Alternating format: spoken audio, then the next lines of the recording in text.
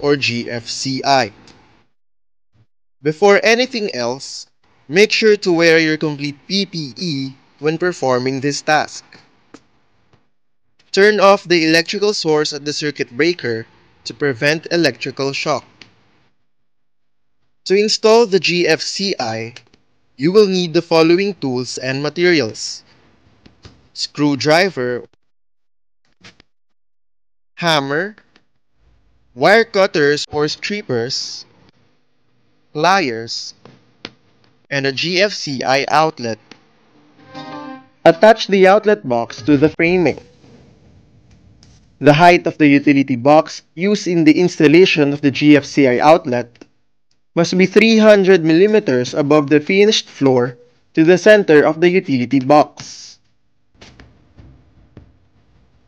Insert the wires in the box before arranging them. Make sure that you have enough length of wire to connect to the GFCI. Prepare the wires. There should be 3 wires present for the hot wire, neutral wire, and ground wire. Strip and connect the wires to their corresponding GFCI terminals. Connect the copper wire to the ground terminal, then tighten with a screwdriver.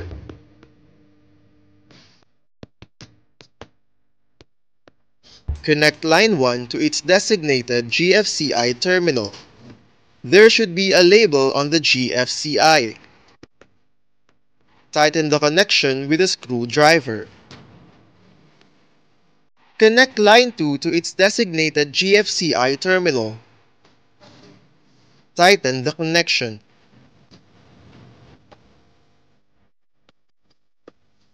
Once the wires are connected, bend it slightly and return the connected GFCI to the outlet box.